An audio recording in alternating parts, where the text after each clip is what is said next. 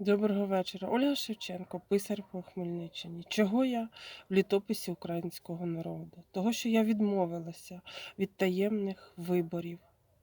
І хочу голосувати тільки на прозорій платформі літопису українського народу.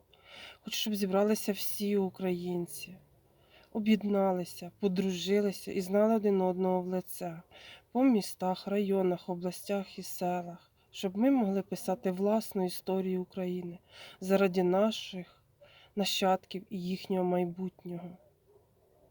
Якщо ми нічого не зробимо і не об'єднаємося,